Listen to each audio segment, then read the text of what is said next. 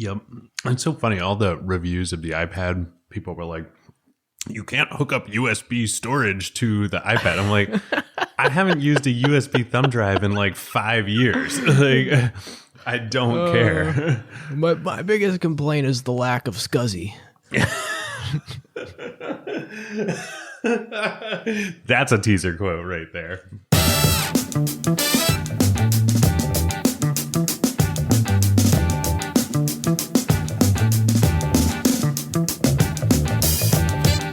Welcome to Season 3, Episode 8 of Acquired, the show about technology acquisitions and IPOs. I'm Ben Gilbert. I'm David Rosenthal. And we are your hosts. Today we are talking about a company that somehow, David, we have not covered on the show yet, Netflix. And we're breaking this one into two parts. Today we'll be covering the founding of the company up through the IPO and the waning years of their DVD business. And then next episode, we'll pick up at the takeoff of streaming and original content. So David, I could not believe this when diving in, that the Netflix IPO was 16 years ago and it was founded 21 years ago. Yeah, crazy. All these FANG companies, they're getting old. I know. I mean, I did not realize that it was a pre-.com bubble. In my head, it was sort of like Facebook era, not Google era or Amazon era. Well, this is why we have to do this as a two-parter because, when we first started researching this, we didn't think of it that way. But like, there really are two different companies here. There's Netflix pre-streaming and Netflix post-streaming. We're going to cover the pre-streaming today.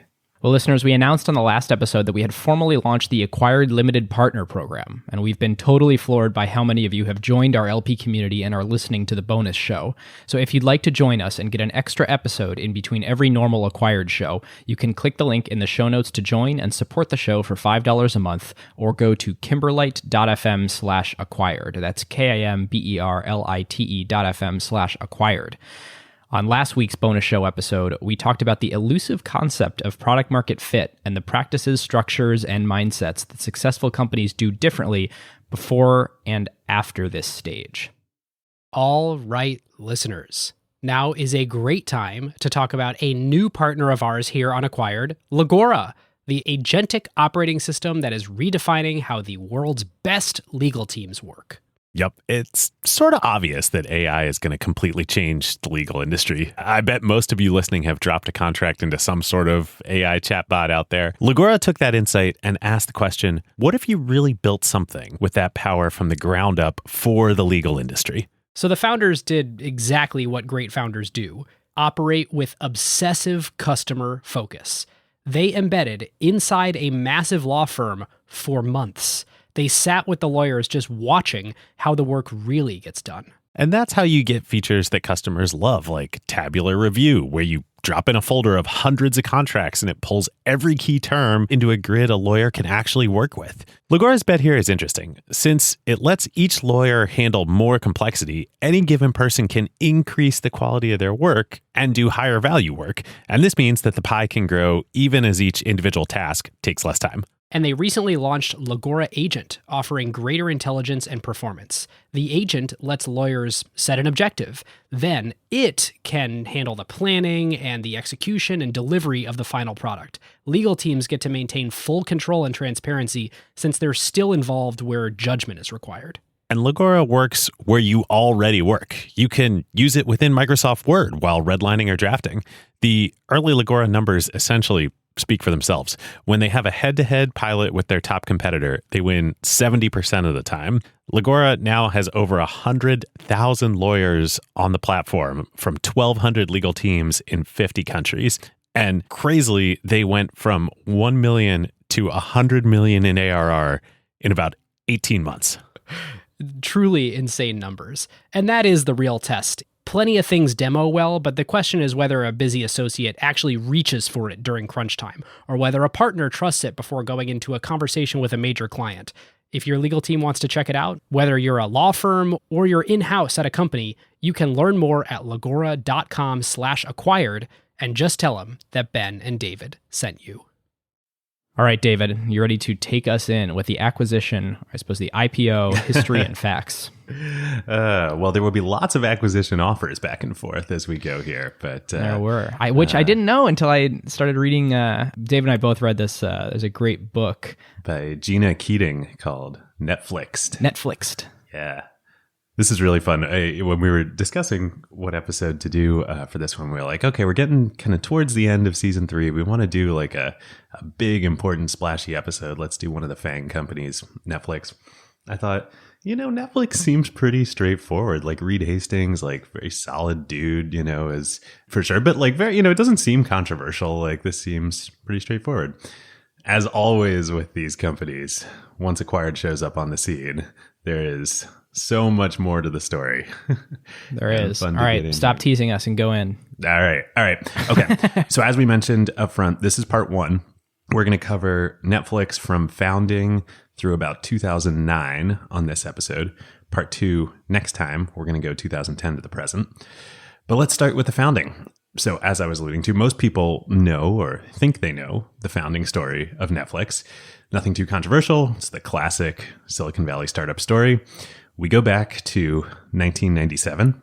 A successful former enterprise software guy from Santa Cruz, of all places, is fed up with movie rental late fees.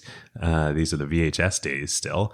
And kind of sees the power of the coming wave of the internet, sees Amazon that's taking off, sees the potential to disrupt bricks and mortar retail, and starts what would become Netflix and becomes himself, a paragon of Silicon Valley, statesman. Of course, I'm talking about Mark Randolph, not Reed Hastings. This is a true statement, the illustrious CEO of Netflix. The illustrious CEO of Netflix. I texted Ben when we started researching this and reading Netflix. The parallels to Tesla here are like unreal. It's pretty awesome. Yeah, so Mark Randolph, the reason that is true is he was the CEO of Netflix for the first year while Reed Hastings was finishing up graduate school at Stanford. Yes, but really he was the founder and CEO of Netflix. I think it was closer to 2, but I'll have to go through my notes here as we dig through. Let me give you 2 other wild Mark Randolph facts from his background. One is that he helped to found Macworld magazine. Yes. Love that. And 2 is he is currently on the board of Chubby's Shorts. Yes. And Looker, I believe, data analytics tool. And Looker actually came out of Netflix, I think, which would make sense. Okay, so here is the official story. If you listen to Reed Hastings, if you listen to Netflix, the official founding story, the lore, we're going to give you that, then we're going to tell you the true story. So, official story, Reed Hastings, he has been a successful technology entrepreneur in the enterprise space, and he has an epiphany for what would become Netflix. He's returning an overdue movie to his local video store. Now, originally, the version of this story that he would tell is he was returning it to a Blockbuster. That gets changed not to a Blockbuster after a lawsuit between Blockbuster and Netflix. And you know how your founding story can just change. Yes, just change. How it can just not just change whether it was true or not. We've seen this many times. So he's returned the movie to the local video store, and he's so fed up, he comes up with this magical subscription model alternative when he's on a treadmill at the gym. This isn't just like lore. Like I'm going to quote from Reed Hastings saying in print to Fortune magazine in 2009. Quote, "The genesis of Netflix came in 1997 when I got this late fee, about $40 for Apollo 13. Remember Apollo 13? So good. Great film. I remember the fee because I was embarrassed about it. That was back in the VHS days, and it got me thinking that there's a big market out there. I didn't know about DVDs, and then a friend of mine told me they were coming, and I ran out to Tower Records in Santa Cruz, California, and mailed CDs to myself, just a disc in an envelope. It was a long 24 hours until the mail arrived back at my house. I ripped them open and they were all in great shape. That was the big excitement point." Another fun element on this story is the reason that he talks about being on the treadmill is because he also talks about how the gym memberships, you pay monthly whether you sort of use it or not. And he was like, oh, I can totally apply that. It was like the very same day that I was upset about my late fee for Apollo 13, I happened to be going to the gym later thinking about their business model. And it's like this completely convoluted apocryphal story invented purely to explain like what is the Netflix business model and what was the opportunity to be found.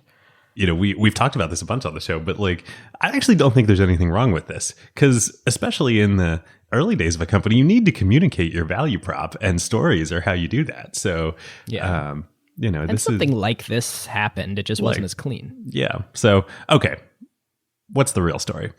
One note as we dive in here, it is helpful to be familiar with Bay Area geography when discussing Netflix. So for those of you who are, you will intimately understand this. For those of you who aren't, we will try and guide you along the way. So it was 1997. Reed Hastings was involved, but as also, of course, was Mark Randolph.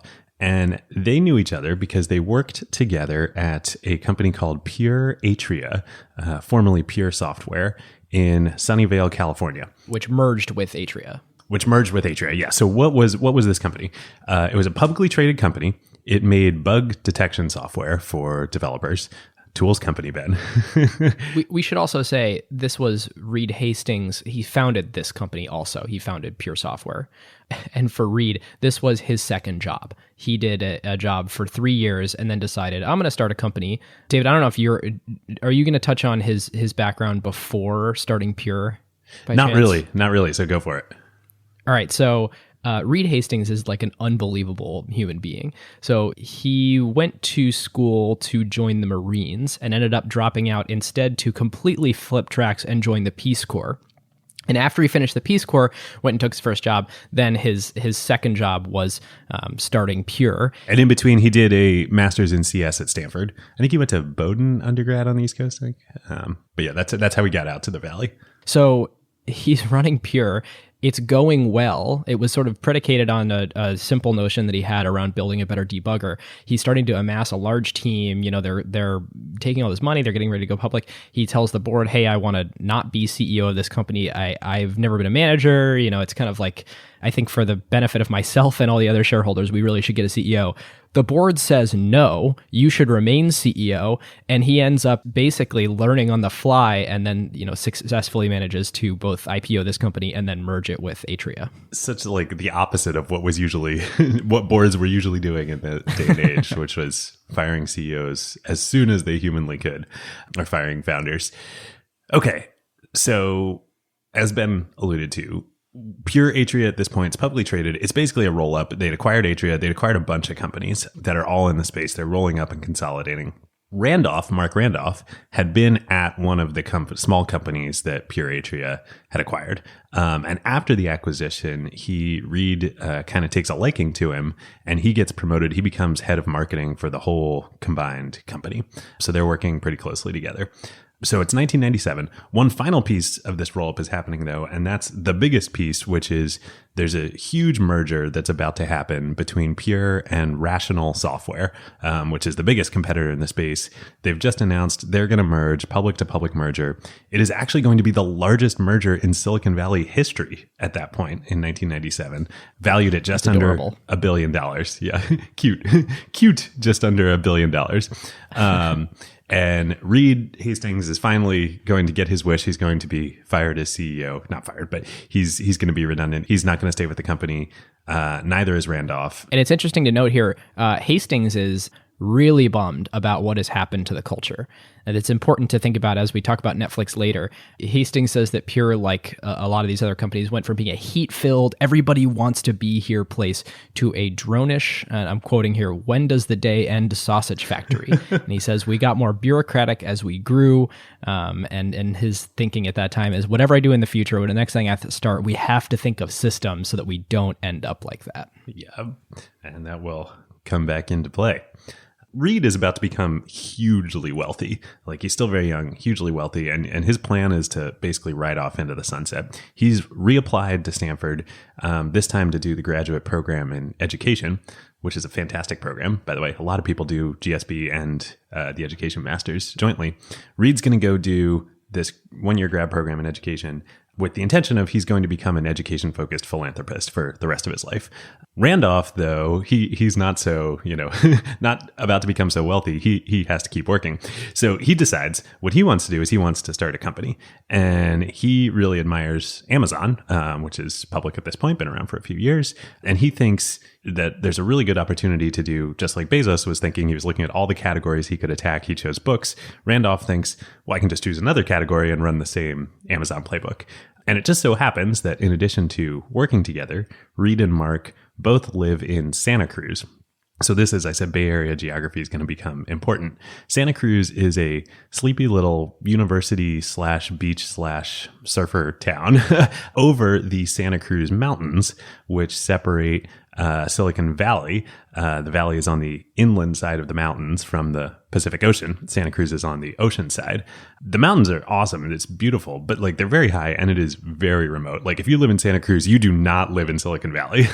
And it takes about an hour to commute back and forth. But just like the whole vibe is like beach town, surfer town, not everything we think of as Silicon Valley. So as a result, Reed and Mark are often carpooling together back and forth between Sunnyvale, where Pierre is based, and Santa Cruz. And so Randolph just starts like spitballing ideas with Reed during their car rides. He's like, what about this category? What about that category? What about that category? And he's convinced he wants to do this. So he starts a shell company. He calls it Kibble Inc. because the idea is get the dogs to eat the dog food. So Kibble Inc. dog food. Yeah. Anyway. He starts the shell company. They're spitballing stuff. He starts thinking about, as Ben alluded to, he'd worked at Macworld. He had also worked in the direct mail industry. And that's how he got into marketing.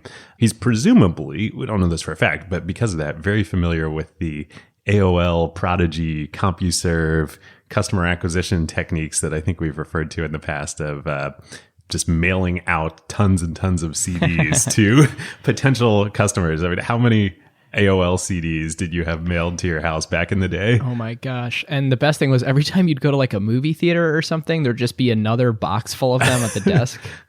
The whole country in like, when would this have been? Like 95 to 99 was just saturated with AOL coasters. Landfill somewhere now.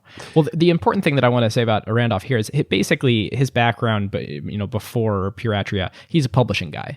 He knows the publishing industry inside and out, and kind of stacked on top of that, he's a data and analytics guy, which didn't really exist in meaningful form. There was no digital data and analytics then, so he was frequently tasked with things like surveying audience and trying to understand who are our readers.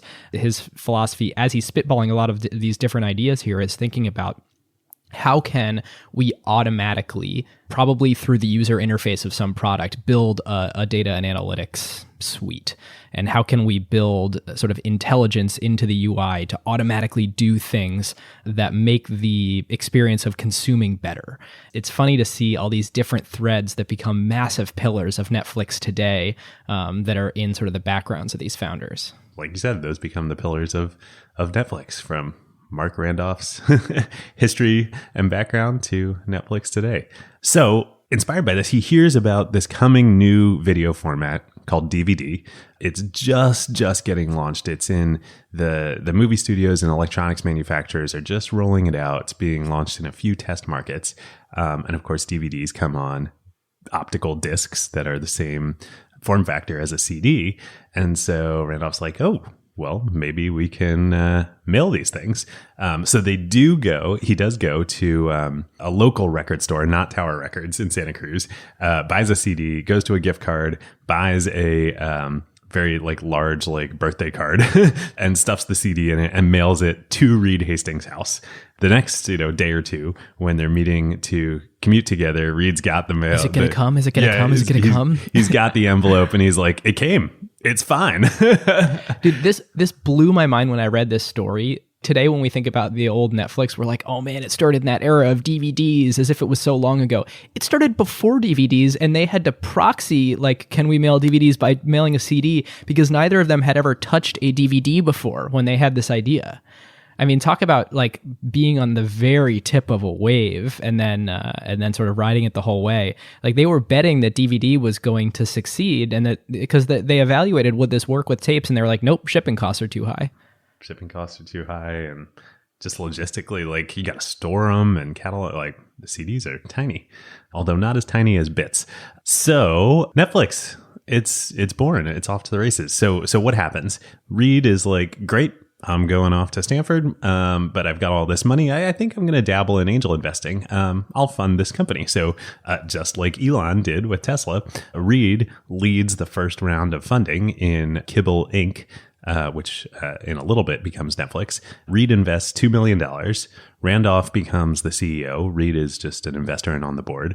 They recruit the initial team. They set up their first office in Scotts Valley, which is still on the Santa Cruz side of the mountains, just a little bit north of the town of Santa Cruz. And the idea is, yep, we're running the Amazon playbook, except instead of attacking Borders and Barnes & Noble, we are attacking Blockbuster. It turns out that, unsurprisingly, it's actually a pretty good idea. So the home video industry at this point is now bigger than box office for film and television, or I guess mostly film at this point. It's enormous. And the rental segment, so there's both sales and rental of home video. The rental segment is completely dominated by Blockbuster. There's Hollywood Video and a few others, but like Blockbuster is the 800-pound gorilla. I want to quote the S1 here because for entrepreneurs out there who are listening, the moral of this story is you never get to stop justifying your market size to investors. It's going to be in your seed pitch deck. It's going to be in your A pitch deck. And the second paragraph of the S1, and when Netflix goes public, the first paragraph describes what they do. The second paragraph is, in 2001, domestic consumers spent more than $32 billion on in-home filmed entertainment, representing approximately 80% of filmed entertainment, blah, blah, blah. Goes on to talk about exactly what David just said, that the largest portion is rental. I was reading the S1 and I was just chuckling that like, the story at any stage is always the same. What do you do? Why could it be huge? Why is it important? Then how are you differentiated? Yeah, like it never ends. The more things change, the more they stay the same. Quick aside, because I think there's an important point here. This whole business of movie rentals is, in the first iteration of Netflix's business and the Blockbuster business, is enabled by a Supreme Court ruling around copyright law of what's called the first sale doctrine. And it basically says that once you buy a copy of any copyrighted work, whether that's a book or a movie or whatever, you can then do whatever you want with it. You can resell it. You can rent it out. Like, it's yours. You have then cleared the copyright.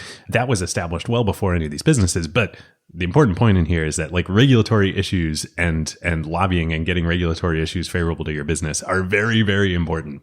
I feel like Silicon Valley now knows that, but for a long time forgot that. And like this whole industry is enabled by a Supreme Court ruling. And fortunately, in a very sort of Bezos way, where Bezos always credits the infrastructure that was laid before him that allowed the company to exist, the internet, UPS, et cetera. Like, you know, this wouldn't have been possible if what they had to do was go and lobby and get laws changed at the outset. Infrastructure had been laid for them. Go vote. It's important. Hopefully you already voted in these elections. Yeah. I assumed they had to pay some form of royalty back to the content holder every time they rented it. I mean, then Blockbuster, like before Netflix comes along and you're just fat and happy Blockbuster, that's kind of an amazing business. I mean, you buy this little store. It's not that big of square footage. You pay $15 to $18 or whatever for a movie, and then you rent it out for what, like $3, and you rent it 50 times or something. It's an awesome business. It's the same business as scooters today. You know, you buy a scooter for $300, you rent it for a couple bucks per ride, and you do thousands of rides, and that's a good business. All right, listeners, now is a great time to tell you about a longtime friend of the show, Vanta. AI has scrambled the whole security picture. It used to be that you proved that you were secure once a year, an audit or a static PDF, then everyone would nod and you're done. But in an AI-first world, that doesn't hold up anymore. Yep, your risk surface changes every week now. A vendor turns on an AI feature or someone writes in a new model without telling IT, and your posture is different than it was last week, let alone at your last audit. Vanta's own research found that around 70% of companies have this quote-unquote shadow AI running with no security review at all. Right. And that's where Vanta comes in. They're the leading agentic trust platform, meaning they've built the thing that closes the gap. And the way that they close that gap is Vanta Agent. Think of it as a GRC engineer, that's governance, risk, and compliance, except that it's software and it doesn't sleep. It finds the issues, drafts the fixes, and cuts the time that you'd spend on vendor assessments in half. In half! Which is exactly why more than 16,000 companies today run on Vanta. Companies like Ramp, Cursor, and Snowflake all stay audit ready and catch the risks that crop up between audits across every vendor every AI tool, the whole environment.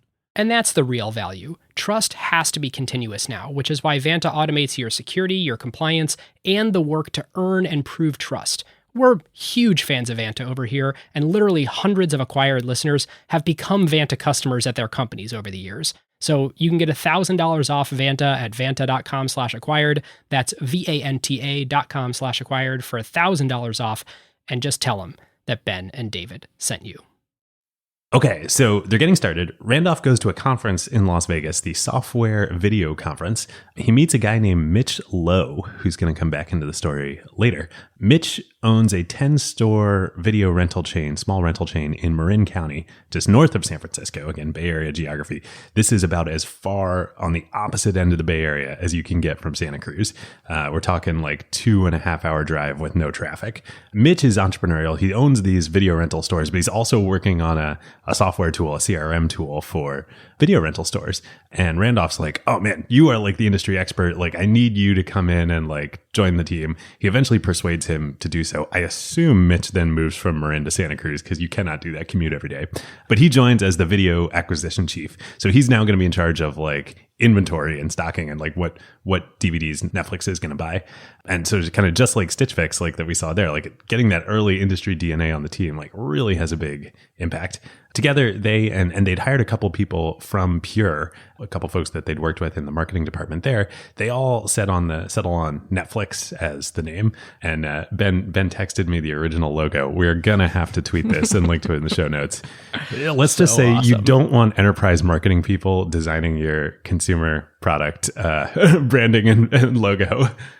I think show notes can be full HTML, so we'll just try and embed this image in the show notes. If you swipe over or tap over to it, it is awesome. And the best thing is, it was used awesomely for 3 years. Awful. It was 97 to 2000, and Netflix on their next rev kind of nailed it, and is basically the same logo they use today, except with a little bit of a nice brand refresh. But like the first one is, it's got this little like swooshy thing, and it's very late 90s. Yeah. So it's purple. It's bad. It's bad. Okay. Netflix. So what did they do? This is brilliant. And I think this is driven by Mitch Lowe. DVDs are just getting launched. Like they're like, most people don't have it. Player machines don't exist out there. How did they do like get their initial customers, do initial customer feedback? They borrow a future page from Xiaomi.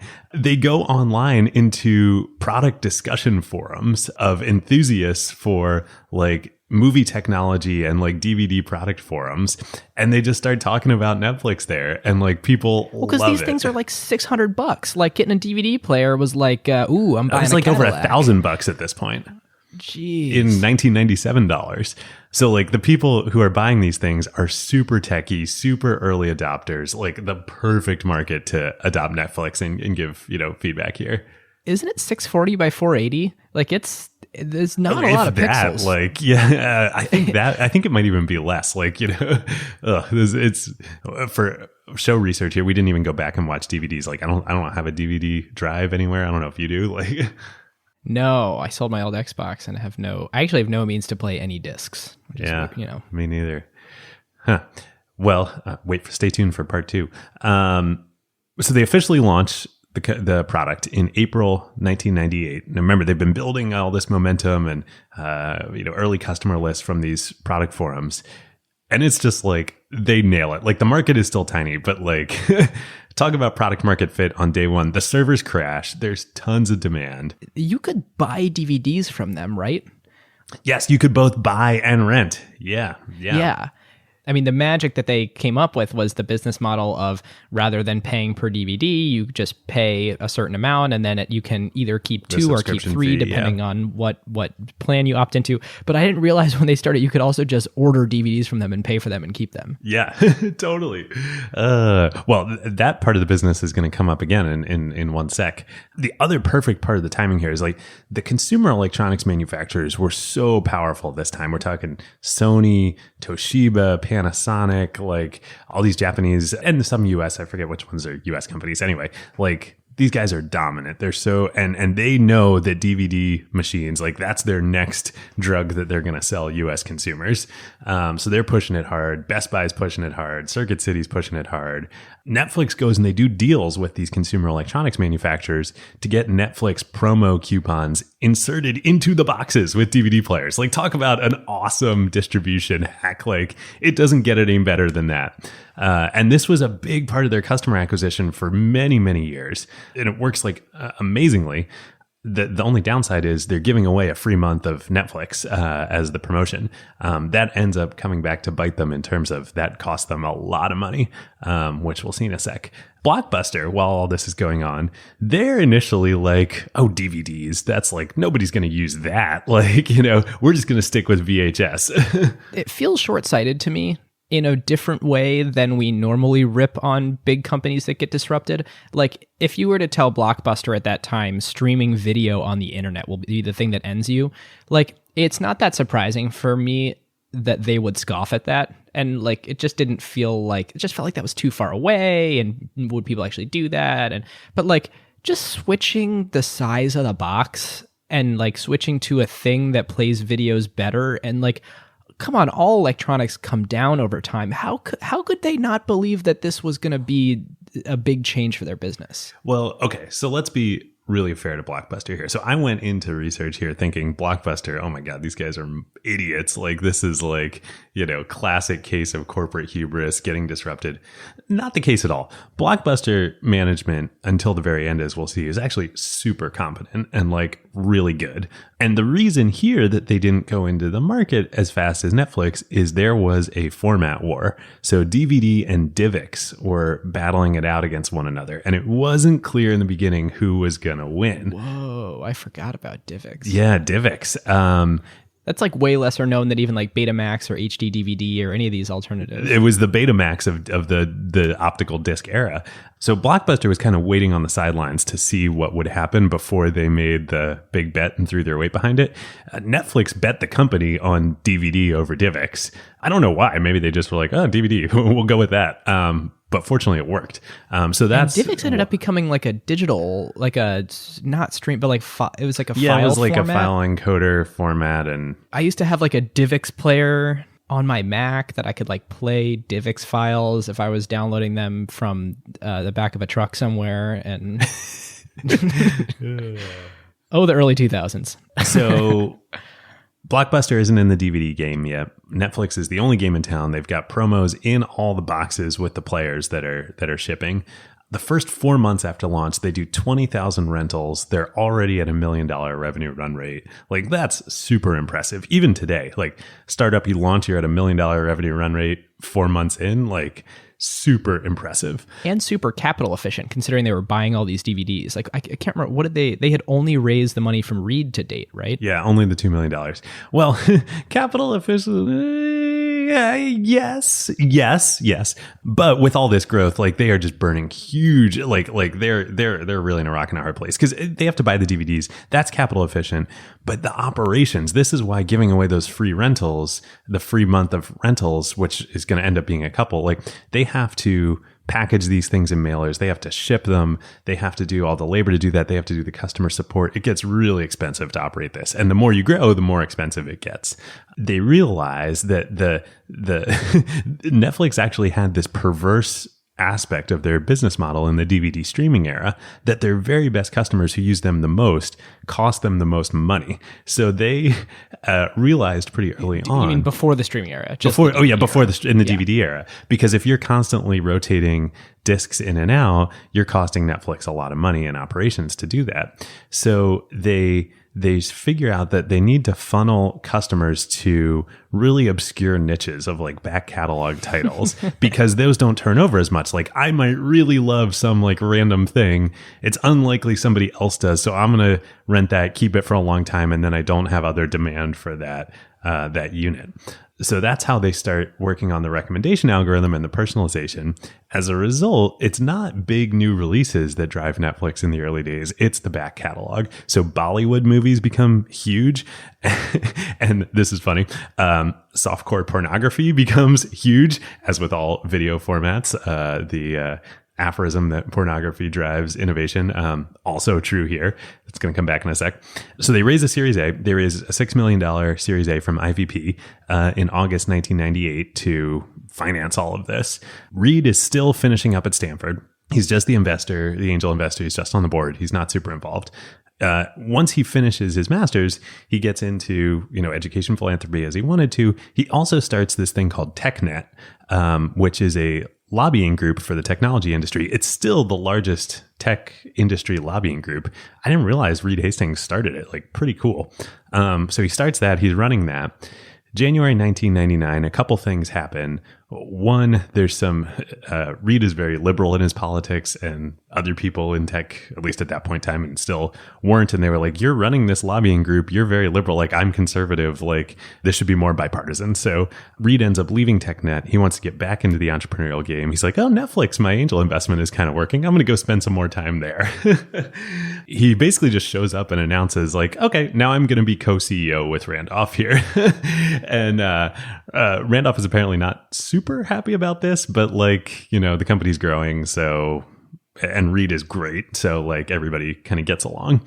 And they initially divvied up that Randolph's going to be in charge of marketing and content acquisition, and Reed is going to be in charge of engineering and ops. This is where Reed really starts building a world-class technical and ops team at Netflix. I think this is the time when they actually name their algorithm the Cinematch, and they start having a company-wide metric around what percentage of the long tail of the DVDs are we actually successfully managing to get people to use one of their slots on. Yep. Obviously, we'll get into the challenge way later, but this is really when it starts to become really, in a lot of ways, pioneering modern data science and data engineering. Yep. And remember, they're still in Santa Cruz, in Scotts Valley at this point. So Reed shows up and he's like, okay, a few things need to change around here. So one, even though they just raised this Series A, they're still burning cash so fast because they're growing so quickly. They realize they need to fundraise again really quickly or do something or they're going to go bankrupt. So the first thing that the board and Reed and Mark think is we should just sell the company, do a quick flip here. And who would be the natural acquirer? None other than the inspiration for the company, Jeff Bezos.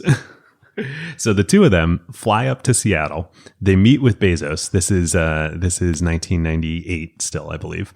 Bezos is like, oh, this is interesting. Okay. And Amazon is public. They've made some acquisitions at this point. Bezos is like, I'll give you $12 million to buy the company, which I assume must have been right around the post money for, or maybe even less than the post of the raise that they just did. And Netflix is like, come on, no, we're not going to sell the company, but how about we do a cross promotion deal with you guys where we've got this business where we're selling DVDs. We're realizing that that's not super core to our subscription model. How about we give you that? So whenever any Netflix customers want to buy DVDs, we'll just kick them over to Amazon to buy DVDs.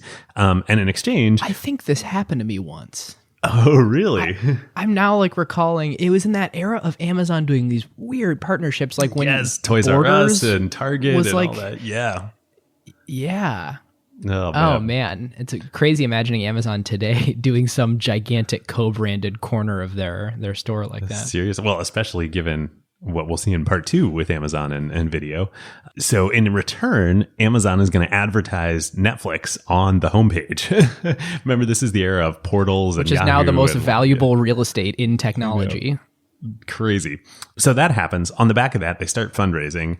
And as they go out to fundraise, Reed is like, okay, I'm the successful past entrepreneur here. I'm going to take over as the only CEO. I'm going to do this fundraise. I need to be the face of the company. Come on, investors at this point need to bet that I'm going to do it again. Yep.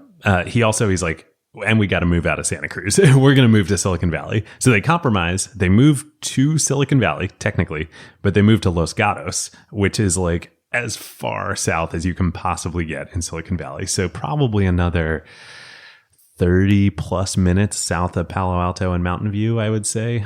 And Netflix is still there today. And lots of people, especially as the company's grown, now live in San Francisco and work in Los Gatos and spend 2 hours a day on 101 commuting. Incredible. This is a good time. So it's a pretty special company to work for. When you think about why do people do this 2-hour commute, I'm actually not sure when this notorious deck started in its first revision, but the Netflix culture is extremely unique. In the early days, and I don't know if the early days was right around this time or even earlier, Hastings decided that he needed to be able to communicate to new hires all the ways that they were very different and very opinionated in a culture, and he wanted to preserve this in a way that would scale, because it didn't at his last company. To illustrate the point, there's two interesting things that I'll mention from Netflix's culture. One of which is that Hastings doesn't ever refer to it as a family. It's not welcome to the family. The more appropriate analogy is a sports team, that we don't have unconditional love for each other. We have conditional love. We have really high standards, and it's a really high performing team. And to the degree that in a family, you can sort of love someone even if they're not an amazing employee, on a team, you don't. The second tidbit is that out of respect for everyone else on the team, they hold every seat to a really high regard. And so you will be let go from the company if you are not performing really well. And it's not because they're punishing you for that or anything. It's out of respect to everyone else who is still at the company, because they deserve to work with an A player. And they take the burden on this and say, we're extremely generous with severance, but we're extremely opinionated that you need to be an extremely high performer to have that seat. Otherwise, you need to make it available for someone else out of fairness. I've always thought like the way that all this is sort of like phrased and they came up with this is so both opinionated and thoughtful, and every little detail considered.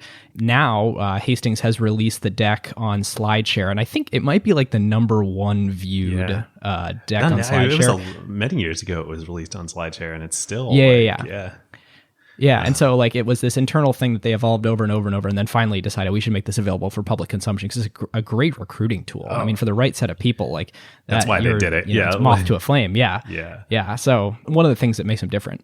You see Reed's personal history and shaping reflected in this culture, like as all companies, right? Or like my partner Riley at Wave is, he always says like company cultures are like pure reflections of the founder, personalities. And, Reed is a guy who was in ROTC, was going to join the Marines, and then instead did the Peace Corps, and then, went to Silicon Valley and became an engineer, and then a CEO, and then a philanthropist. And like, it's just all like this dichotomy like baked in there. Very cool. In addition to all of those things, he is also a fundraising machine. Remember, he has orchestrated the largest merger in Silicon Valley history at this point. So basically every VC, and this is before the dot-com crash, they're like, oh, Reed Hastings, you're raising? Like, how much money can I give you? He raises, within a few months, raises $100 million. or rephrased from our last LP bonus show, how large of a percentage ownership can I have in your company? Yes, exactly. And I don't care what the check size is. Right. He raises $100 million, mostly from TCV. And we'll see TCV ends up being an enormous shareholder in Netflix at IPO and several other firms. One of the first hires he makes after becoming full CEO of the company is acquired superhero who has showed up in at least one other episode, probably many more. Barry McCarthy, who he hires as CFO of Netflix, and Barry becomes critical to Netflix's success, and then does his short detour at Klinkle before going to Spotify. Yeah, fast forward through that, or DVD skip through that.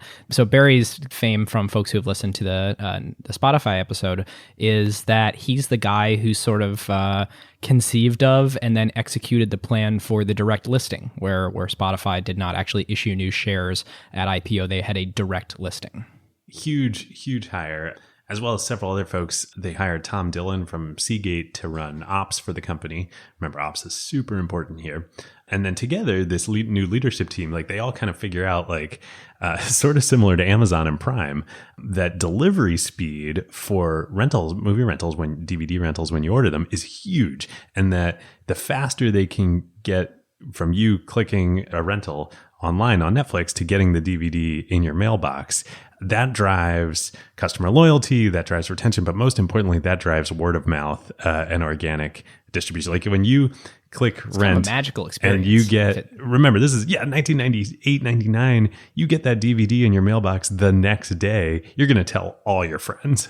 It's funny, like how archaic it feels now, because now I'm like, how could it not be, actually instant?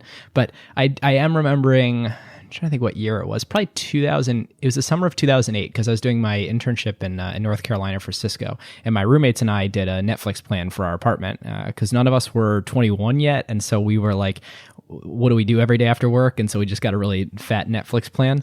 And like, it was pretty amazing that like we'd hear about a movie from a friend over the weekend. We'd like click the button and then we were watching it Tuesday night and sometimes even Monday night. And it's like, it's funny to describe that as a magical experience, but it totally was. And this is all thanks to Dylan and McCarthy and Reed and then the rest of the company, of course. But they figured this out and they realized that this is the key, one of the key levers to their business. So they start building distribution centers, not just like randomly like, oh, we're going to build them in big cities and geographical density. They start like, they get really analytical about it. Like, where's our customer base? Where's it growing? Where are our word of mouth hotspots?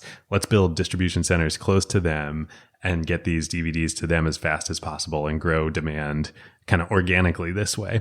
Also helps them better manage inventory, everything. And then, of course, this leads to the recommendation algorithm becoming super, super important. Did you ever manage your Netflix queue? I'm like remembering old features now that were like critically important to the service. Were you a subscriber back then? No, I subscribed way late. I don't watch a ton of movies, so I was not in the target market. I remember being obsessed and actually comparing my queue with friends. There was two things that were important to like compare with friends. One was like all my ratings. I'm like a completionist. When Twitter was not algorithmic, I tried to read every tweet. And I think I did between like 2009 and like 2017. And so like I tried to like rate every movie I'd ever seen and find it on Netflix and rate it. And like I had a group of friends that totally prided themselves on doing that and being very opinionated about each of these movies. And the other thing that I definitely remember is I built up this huge queue that I was constantly adjusting of like which movies were going to be sent to me when, and like how much did I want to prioritize moving something through the queue. And I thought, I mean, both of those systems were just genius because they were, I know Netflix wasn't measuring engagement, but engagement ended up being a proxy for how long am I going to stay a customer. And like both of those things like lit up my brain in all the right ways of, oh, I have to go and update this piece of data on Netflix. And lay the groundwork for Netflix today and streaming. One real quick funny aside, I mentioned pornography being a big part of Netflix in the early days. Reed, in 2000, he gets appointed to the California Board of Education. He's like, we need to get out of this pornography thing. So let's just that never happened. So another thing you will never find in Netflix history, but did drive a bunch of their growth in the early days. Okay, it's 2000. Growth is great. Everybody's high flying, high fiving. They got an A team, built at the company. They filed to go public. McCarthy's going to take them public. They have 120,000 subscribers. They're shipping 800,000 DVDs a month. Everything is great. But then the .com crash happens before they can actually get out and get public. They postpone the IPO. But again, they're still growing. And again, as they grow, they're burning all this capital, so much so that they've burned through the $100 million that they've raised. Fortunately, the existing investors were so excited before the IPO, they wanted to buy in and get more of the company and get a pop. They invest another about $50 million before the IPO and before the crash. Turns out to be super necessary capital. But the crash happens and they're like, I don't think we can survive. Once again, they try and offload the company and sell it. This time, not to Amazon. They go to Blockbuster. And this is where Blockbuster enters the story. So they go to Dallas, where Blockbuster is headquartered, Dallas, Texas. They meet with them and they're like, we need to sell the company. We want to sell it for $50 million. 50. This company's raised like $150 million at this point. Like, imagine if this transaction had happened. Blockbuster's like, you seem kind of desperate. I don't think so. We're just going to crush you. Unreal. Absolutely unreal. Totally unreal. So for the companies that made it through the .com burst, you look at Amazon, you look at Netflix, you're like, wow, they were really smart, really good capital allocators. We're super nimble. We're able to make it through this. Like Netflix tried to get out. They were like, look, we'll just cut our losses and go be part of Blockbuster. Totally. And again, Blockbuster are not idiots. They're really not. Like they, at this point, see DVDs are already in the market, and they also see the online subscription business model and how good it is. They're like, this is why they don't buy them. They're like, we could spend $50 million on buying you, or we could spend slightly less than that and just copy you and build you and use the Blockbuster brand. And they build Blockbuster Online, which is a clone of Netflix. And it's really good. Like, initially it's not so good and Netflix kind of makes fun of them, but like eventually like it gets really good. Yeah, like the website was terrible. There's actually a really good, I recommend, so friend of the show, Caro over at Wondery, they did an episode or a little series called Business Wars that was about Netflix versus Blockbuster. And there's some epic episodes in there about Hastings and the rest of the Netflix team sort of like loading up the Blockbuster site when it first launches and laughing at how terrible the website is. And they can't even like... They got Accenture to build it. They didn't hire their own engineers and like, but they overcome it. They actually make it good. I mean, well, think about this. It's Netflix, but if you actually want a video tonight, you can just go return it to Blockbuster and then get a new one rather than waiting for this whole mail thing. Well, that comes up in one sec. So initially, Blockbuster Online is a true Netflix clone. It's separate business, separate office building from Blockbuster. No attachment to the stores because they franchise the stores. So the franchisee owner of the stores, they don't want Blockbuster Online to be cannibalizing their business. So that kind of becomes an issue in a bit. Netflix, though, they're like, all right, we can't offload this thing. I guess we're going to have to soldier through.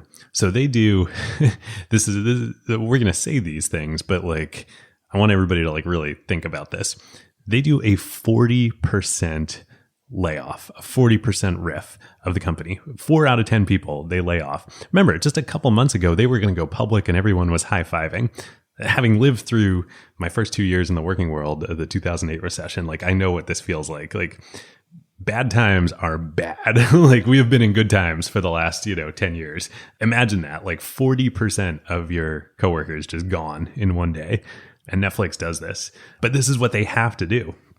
And the way that they did it too, he called a immediate urgent company meeting.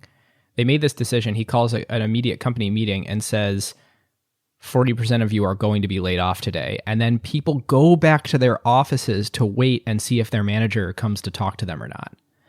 Harrowing. Totally harrowing. But managed about as well as you can. And, it's just like in times like this, it's either the company's going to die because you're going to go bankrupt or you need to cut the burn.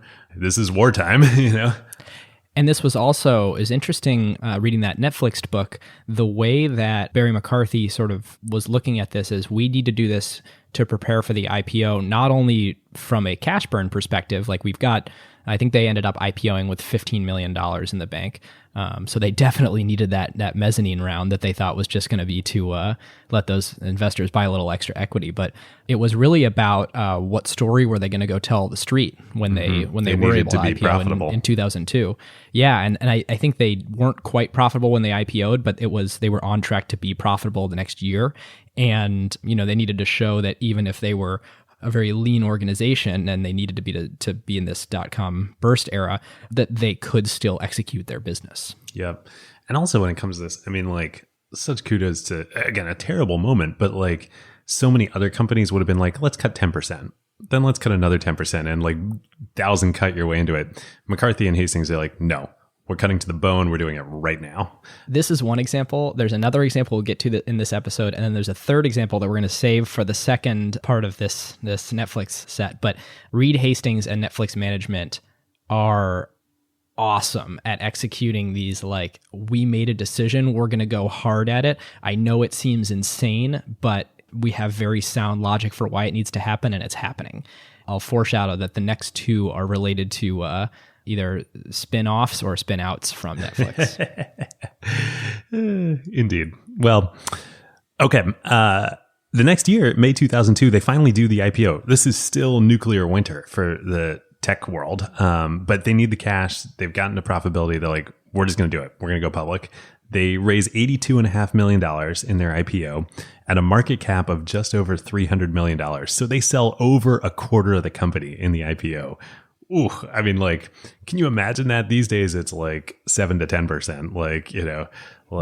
Ooh. Well, and they're not IPOing for $300 million these days either. I know. Crazy. Yeah, I joked to David and I messaged last night, like, wow, it's a really nice Series B post. Yeah, they IPO'd for. Seriously. But the business is capitalized, right? And then, they have no debt. They don't need to raise any more money, and they don't. They eventually do take on debt, but I believe not until the streaming era. I think they did a tiny secondary the next month okay. and just sold a little bit more in sort of a additional stock offering. But yeah, to your point, nothing meaningful for a while. Yeah, they're fully capitalized. So remember Randolph, the original CEO, and Lowe, the guy who was running the video stores in Marin. Now that the IPOs happened, they're like, okay, great, we're going to go focus on new things like initiatives within the company now. And they start testing kiosks, Netflix kiosks that they're going to put in grocery stores. And they're like, this is going to be a great new growth initiative. And Hastings and McCarthy, they're like, guys. And actually, Hastings at first agrees about the problem they're trying to solve. So an important detail is that Netflix is convenient in a way because you don't have to leave your house, but it's inconvenient in a way that you can't have it now. Like they constantly were struggling with this existential problem of instant is not a part of our value proposition to date. And so, this is sort of Lowe and Randolph's brilliant idea of like, maybe this is the way to solve instant. Yeah, maybe this is the way to solve instant. Well, maybe it is. But eventually McCarthy and everybody, they're just like, guys, we just did a 40% riff. We finally got public. We got to stay focused. There are no new initiatives that we're doing right now. They kill it. And wait, before they kill it though, this is great. Lowe and Randolph are so obsessed with this idea. The two of them, so they've convinced a grocery store, a single grocery store in Las Vegas at Smith's grocery chain to work with them to do this. And this is so awesomely startup-y.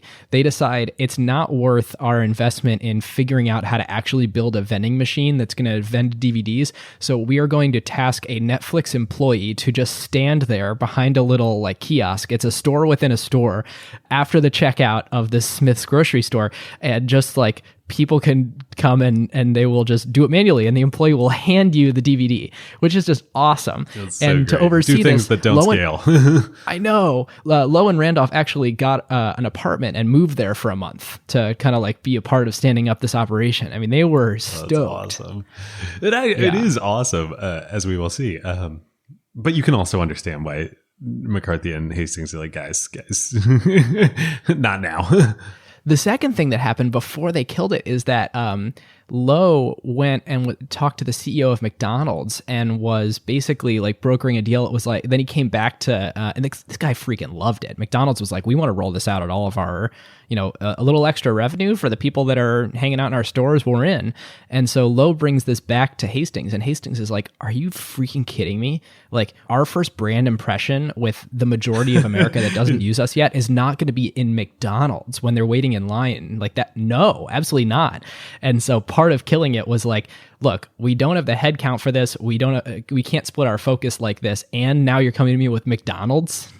All right, David, take the curtain off. What did this become, and how did it become that? So Randolph and Lowe, they're demoralized. Netflix has changed so much. Randolph, he started this thing. He was CEO. They're like, it's time for us to go. They go. Randolph gets full-time into investing, and as we talked about, chubbies and and liquor and all that. Lowe, he can't stop thinking about this kiosk thing. He's like, I'm going to make this happen. He's like, I'm going to start a company. That company becomes Redbox. Which wild. Which is now an actual very significant competitor to Netflix. Yeah. I actually don't know what's happened to it now. Like, does it still exist in the streaming world? I think it is now part of something called Outerwall, which is they own Redbox, Coinstar, Eco ATM, Gazelle, a bunch of these other things. Outer Wall stands for the outer wall of the grocery store. And it was basically rolled up. I think it's actually a Bellevue-based company. Yeah, because Coinstar was in Bellevue. Yeah. I think maybe Coinstar expanded to become Outer Wall when it rolled up all this other stuff, something like that. But Redbox is now part of that private equity family. Yeah, crazy.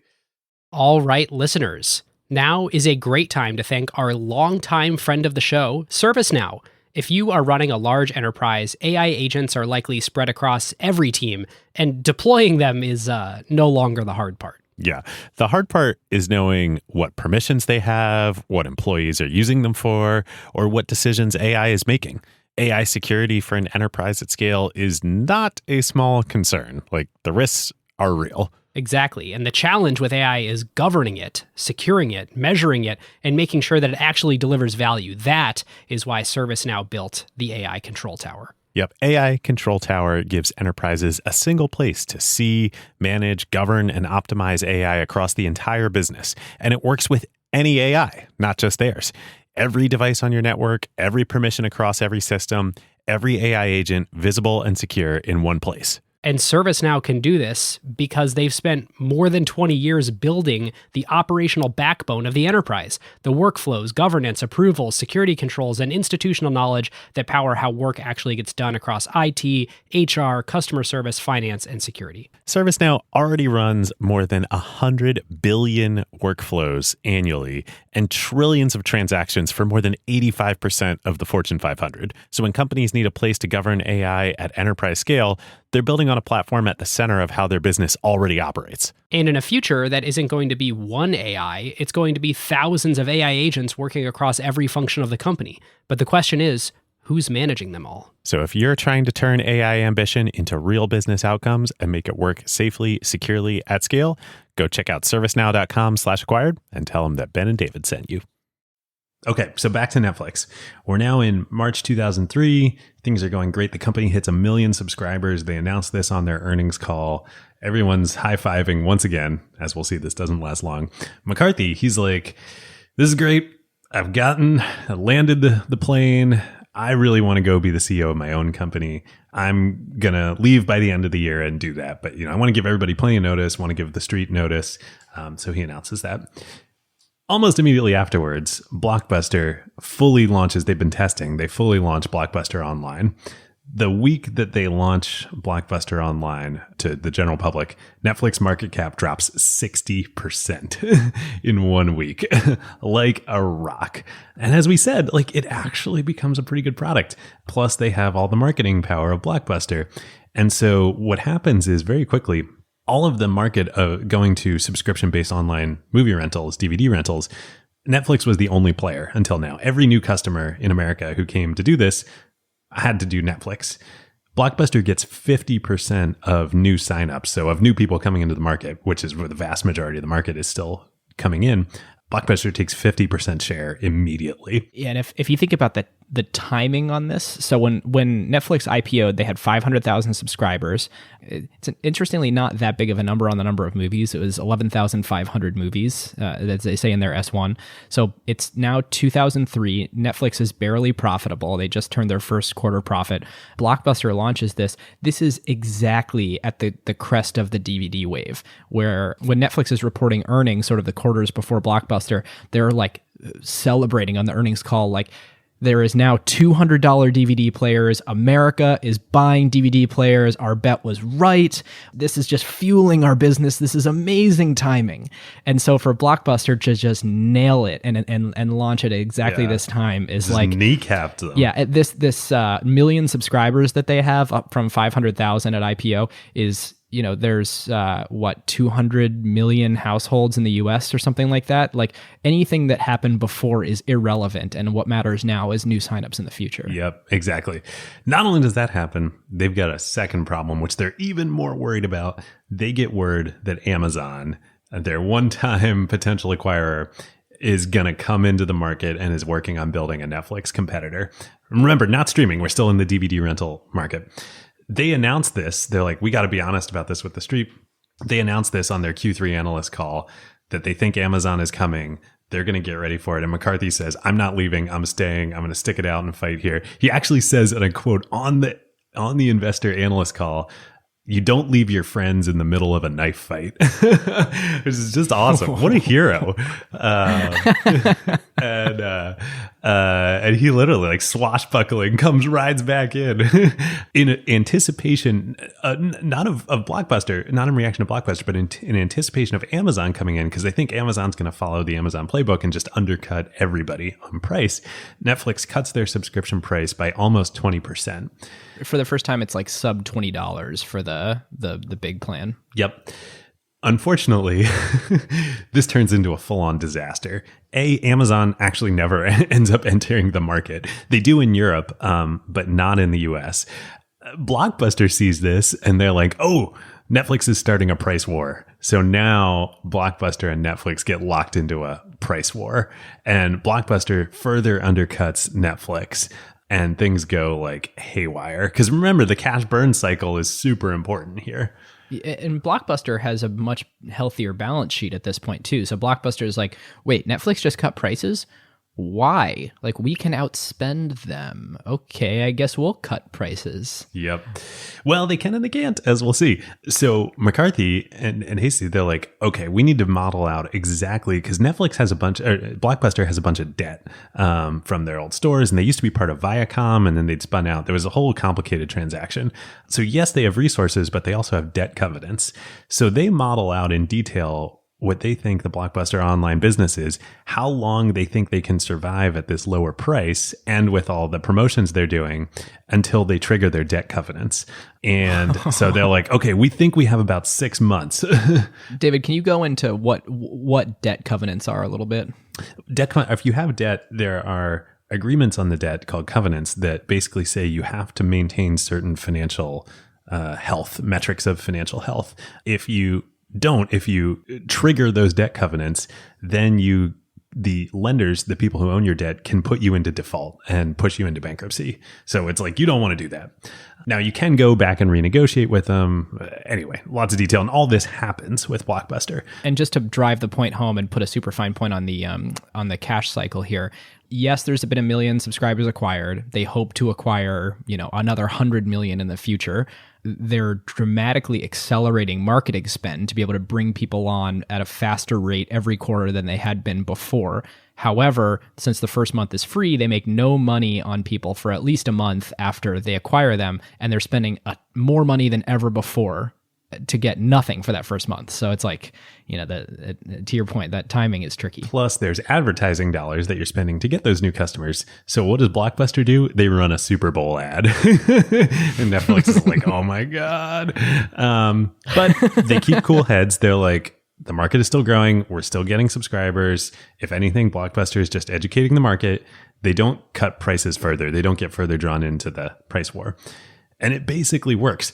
Because we will see here, if Barry McCarthy is the acquired superhero, the acquired supervillain steps into the scene here. Carl Icahn.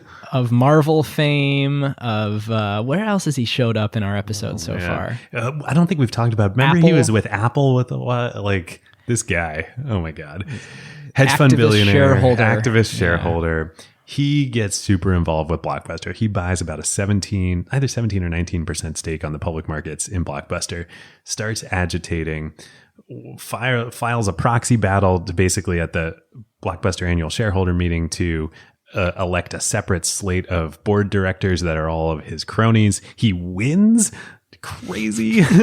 Again, Blockbuster is actually being smart here. Their management is actually pretty good.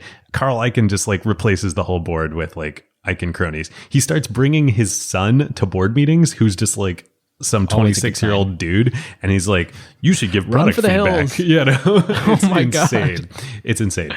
But fortunately, the Blockbuster management, they managed to kind of keep things on track, and they decided with all this going on, they need to raise prices back up. So Netflix and Blockbuster both raised prices back up. The tide is rising. Both companies are coexisting here in the market. Things go pretty well. Netflix is still the leader. They end 2005 now. They have over 4 million subscribers. They have a market cap of over $1.5 billion. So up, 5x from the IPO 3 years ago.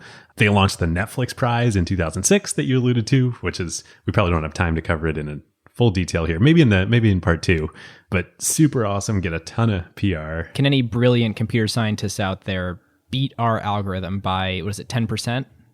10%. Yep. Yeah. Everybody thinks that it's going to happen very quickly. Ends up taking 3 years before it finally does get, it's 2009, I think, when the prize is finally awarded. But anyway, all this is happening. Blockbuster, they're still growing, but they realize the bricks and mortar business is not long for this world online. And we're now in the mid 2000s. They really need to go all in. Management decides on online, and they think, what is the one thing we have that we can beat Netflix on? They've realized that the turnaround time on rentals is super important. And this is actually pretty brilliant. They come up with this concept that they market as total access, which is essentially you sign up for, this is at the end. You sign up for Blockbuster Online, which is essentially just a Netflix clone. And the extra that you get is you can now return your movies to any Blockbuster store and exchange them for your next movies at the store. So this is like what Amazon is doing with, Amazon Go and Prime Now. And like, this is actually like pretty visionary. It's risky because it does involve a lot of capital, a lot of ops. It's like people are very skeptical that this could work, but if it does, Netflix can't match it. They have no physical footprint, and Blockbuster has stores all across America. Netflix is super, super scared when this happens. This is in 2006. So scared that at Sundance in the beginning of 2007, and they get scared, it actually makes a huge impact. So Netflix growth flatlines. Not only do they stop growing, they start losing subscribers. This has never happened. Like, remember, they've just been adding subscribers, quarter after quarter after quarter. It's like watching Snapchat or something. Totally. This is the Instagram stories moment. And they're so worried. Sundance 2007, Reed Hastings meets with the Blockbuster CEO, and he offers essentially a merger of the two companies. And he says, Netflix will buy Blockbuster's online business from you for $600 million. So it'll be essentially like, I guess what's that, like 2/3 Netflix, 1/3 Blockbuster is the ratio. I assume it would be all stock. And Blockbuster rejects it. They're like, no, man, we got you guys on the ropes. We have a structural advantage you don't have. We're back in the game. And then history like turns on a knife point. This is crazy. Like, Blockbuster was gonna win if they could execute this. But Carl Icahn, oh my God. This might be the worst self-inflicted wound in like the history of business. This makes like the Uber thing look like child's play. Carl Icahn and the Blockbuster CEO right around this time, get into a huge fight over the CEO's annual bonus. And such a fight that the CEO resigns and Icahn pushes him out. Icahn then hires a new CEO, this dude from 7-Eleven, who this guy... And to be clear, this is Icahn scrutinizing the CEO's proposal for his and other executives' bonuses and saying, nope, I don't see why you should be paying yourself that much. Yep, exactly. And the Blockbuster CEO is like, I'm like successfully navigating this. I'm about to beat Netflix. They just capitulated. They just offered a merger, and I think I'm going to beat them. And this guy who Carl Icahn brings in, I don't even remember his name. It's not worth it. Basically, like, we try to be pretty even and balanced on Acquired. This guy is a total idiot. Like, he is a complete moron. This is like, he says he doesn't believe in online businesses. This is 2007. Like, it's pretty clear that online businesses are a thing. Google has been public for 3 years. Like, this is insanity. He doesn't believe in online businesses. His plan, he's going to totally defund Blockbuster Online. He thinks Netflix is a joke. Nobody's going to do it. He wants to bring back the heyday of bricks and mortar, wants to make bricks and mortar great again. He wants to attract... Bring back coal, David. He wants to attract the kids to come to Blockbuster stores by selling pizza and soda at the stores. He has a plan for this. He calls it Rock the Block. God, if you were Reed Hastings, it's like this is like a gift from heaven. Just have your jaw drop and be like, "We're saved. We're saved." So here's the kicker. I remember this. I was working on Wall Street when this happened. Circuit City is like on the brink of bankruptcy. Best Buy does manage to survive this, but they're also at the brink of bankruptcy. Amazon is eating everybody's lunch. Again, online businesses, they work. This new CEO of Blockbuster, he's like, we're going to buy Circuit City for $1 billion. You literally cannot make this stuff up. And you know what's better than one failing business? You put two of them together. Yeah. We're going to tie two anchors together and drop them into the ocean. Oh my God. It's ridiculous. Everybody, it doesn't actually happen because even Carl Icahn is like, I'm not sure that's a good idea. Have you been to one recently? Yeah. So basically everybody good at Blockbuster who was running the online business, they just resign. And it's crazy. Like in the book, they talk about the guy who was running the online business. He was really good. After all this happens, Reed Hastings calls him up and he's like, hey, let's like get dinner. And they get dinner and they talk about everything. And then he invites him out to Netflix. He does like a town hall at Netflix and they talk about the whole history and what Blockbuster Online was doing when Netflix was going. It's crazy. They all resign. We know what happens. Blockbuster goes bankrupt. All of the momentum they had around Total Access, it just dies. They defund the whole thing. Netflix wins. And it's amazing because like all of this, again, once again, Netflix was at the brink of death. A miracle happens. All of the marketing, all the buzz around Total Access for Blockbuster, that just brings so many more people of the mainstream in America into this market. They all go to Netflix. So by spring of 2009, Netflix now has 10 million subscribers. They're thriving. Nobody's canceling during the recession. They're on the top of the world. It's amazing. And that is where we're going to leave part one, because there's another thing on the horizon coming. I thought Netflix was such a like stable, boring business. So not the case. You can't stay on your laurels for long because streaming is coming. What a good place to leave it. When we were going back and forth last night on where should we leave it, should we go into quick stir or not? I'm really glad that we this feels like such a good place to hang. Oh, totally. I just like Circuit City. Ugh. I mean, again, like the worst. All right. I'm emotionally exhausted, but we have other sections. Should we do narratives? Yeah. Going into narratives, I want to recap just a couple things from reading the S1 last night because I think they're interesting. So they sold 27% of the company in this IPO, raised $82.5 million.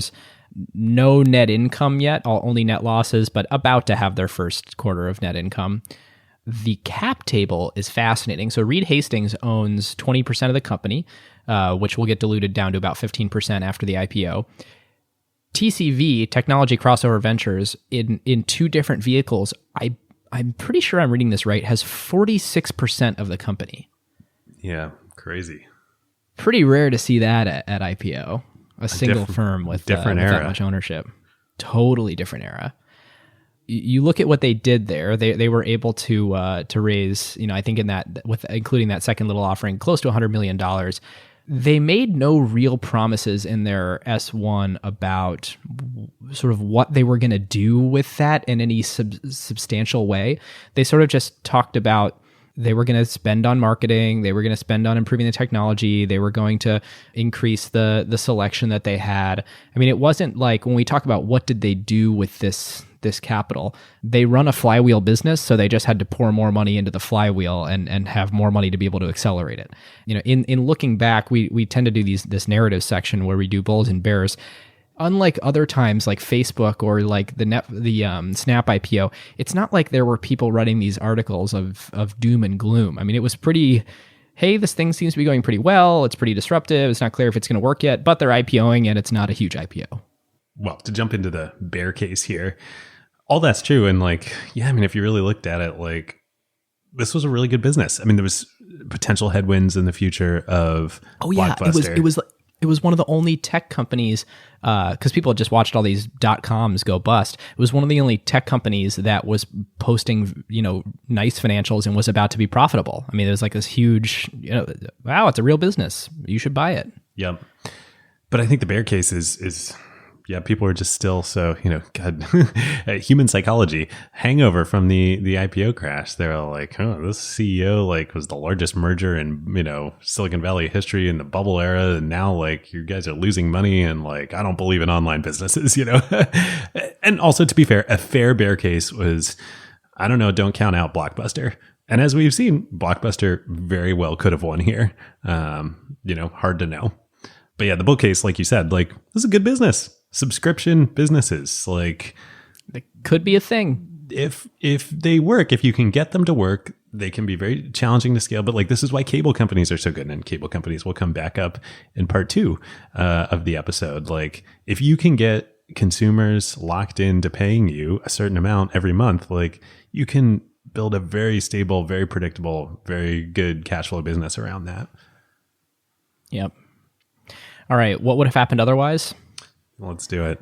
I struggle to find any other way that this could have worked out for Netflix. I mean, they either would have ended up part of Amazon, and I'm not sure they would have maintained the brand, part of Blockbuster, and they would have killed it. That would have been a Carl takeout. Icahn. Yeah. Oh my God.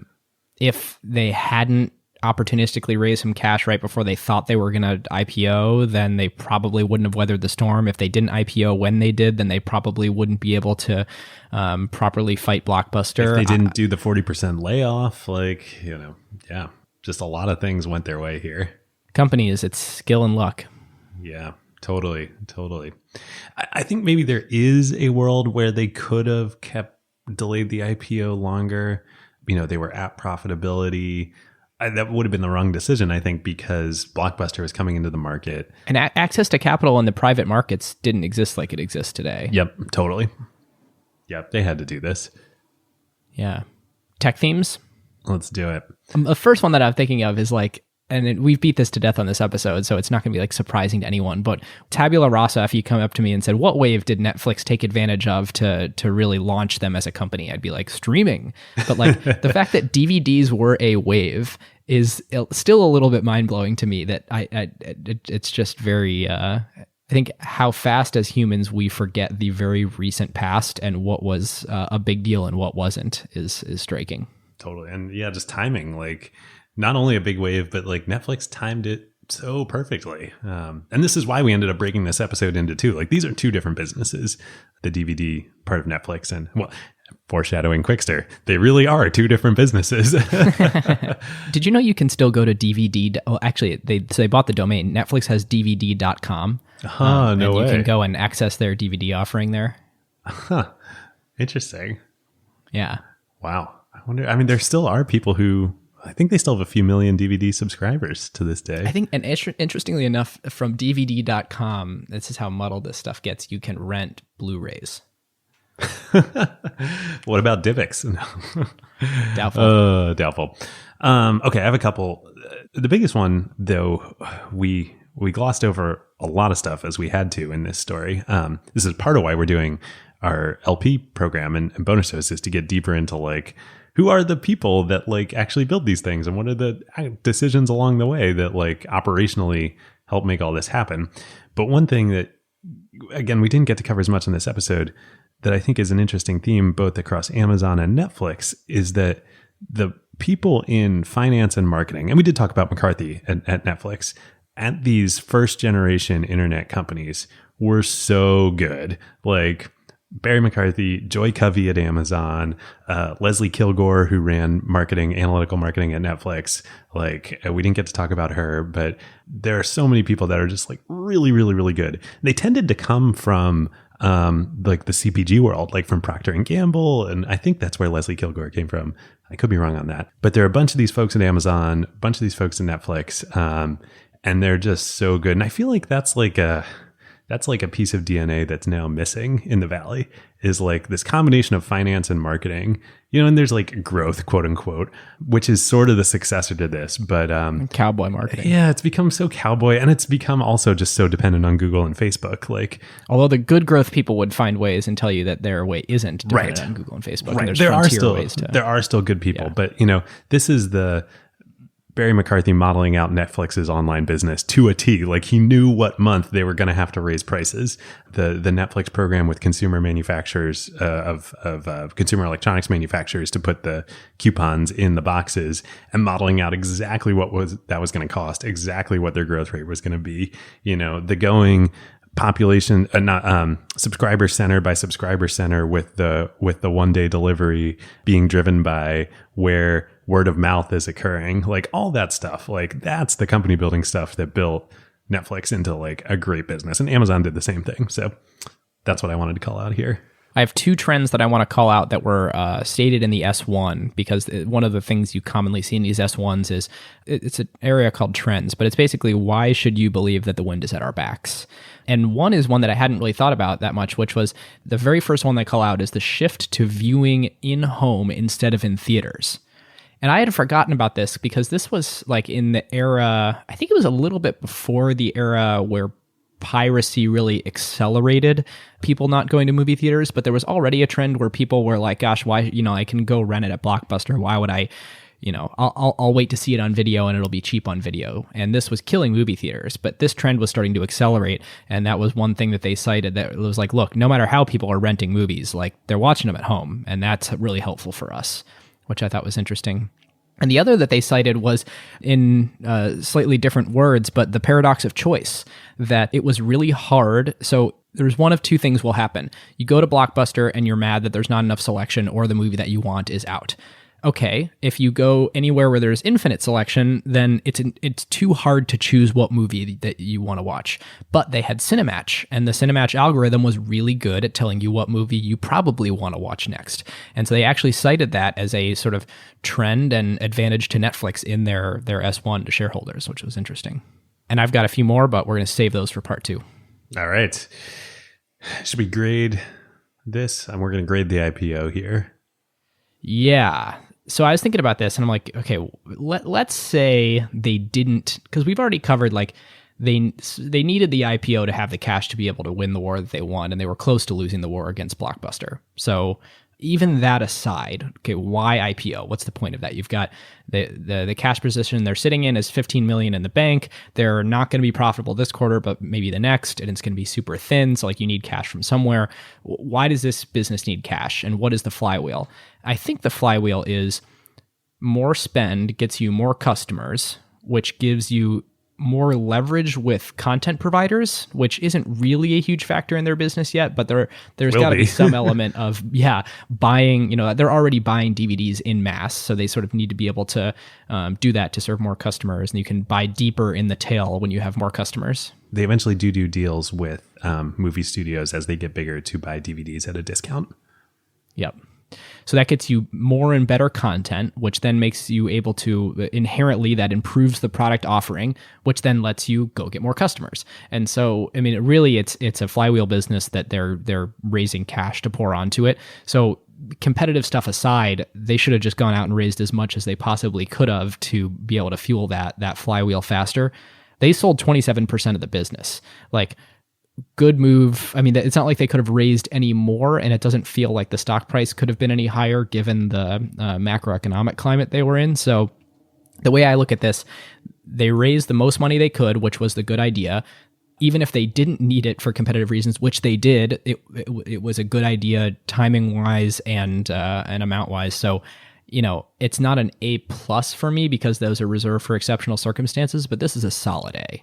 Yeah, I think one thing I wanted to add on to the flywheel aspect, we thought about this a lot at Rover, actually, which is not a subscription business, but has some of the same dynamics. With a business like this, subscription business, once you grow to a certain point, as you're growing, you're spending a ton of money on customer acquisition, bringing new people in. And as we talked about in the early stages of the market, so much the market has yet to come. There comes a point where you flip from all of that money that you're spending on customer acquisition, you're not making that back in terms of the revenue you're getting from your subscribers. You're spending more than the money you're getting back.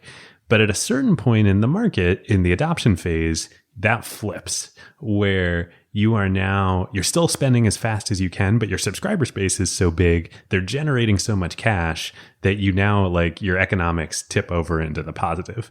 Once that happens, you can super quickly go from like a, cash burning business, as we saw, to like an incredibly immensely profitable, immensely big moat. Because for anybody else to come compete with you, they'd have to spend the same amount that you spent along the way to get there. Now, Blockbuster could credibly do that. Amazon could credibly do that, but nobody else could. And once Netflix did that, that's when, as far as the DVD business was concerned, that's when they tipped into like, we are a awesome business. It's very stable cash flows. It's the same thing with cable companies. This is how they work, or worked. So yeah, I think it was like they absolutely needed that capital to do that. I think, I debate A or A-. Certainly A range because they needed to. They executed. It was great. They did what they had to do. It's just the market conditions were so bad that like selling that much of the company, like, so not ideal. But I don't think they really had any other choice. So I don't know, A or A-. All right, Carve Outs. Carve Outs. Okay, so mine, I'll go quickly. I can't believe it's taken me this long to read and then recommend N.K. Jemisin's sci-fi trilogy, the Broken Earth trilogy. These books are amazing. Amazing. If you haven't read them yet, if you're a sci-fi fan, even if you're not a sci-fi fan. So 3 books in the trilogy. Each one of them, the first one won the Hugo Award in 2015, I think. 15 or 16. The second one won the Hugo Award the next year. The third one won the Hugo Award the following year.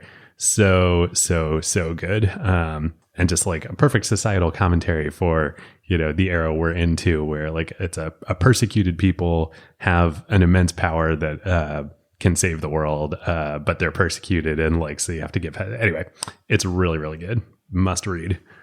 I have one. I had a list of articles that I've read recently that I thought were good. And then I was like, I should do one that's just like something kind of fun. And I thought it was going to be completely unrelated to the episode, but I'm now realizing it's not at all. There's a Netflix show that I've been watching called The Good Place. And it's with Kristen Bell. It is really goofy, but really good, and really good sort of just like popcorn, watch it for a half hour before you fall asleep.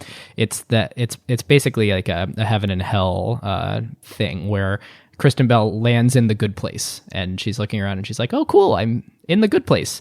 So I'm not in the bad place then. And she's like talking to the administrator of the good place. And it's just like, it's very tongue in cheek, but really good. And when I picked it, I didn't realize that it was a Netflix show, but Netflix original content coming soon in a next episode. Awesome. All right, listeners, now is a great time to talk about one of our favorite companies, Statsig. Yes, long-time acquired partner. There is a reason why the best product teams at companies like OpenAI and Notion, Atlassian, Figma, Rippling, Brex, and more rely on Statsig, whether they are iterating on their core product features or shipping AI-powered experiences at scale. Yep. In the crazy speed of today's AI world, shipping fast is just table stakes now.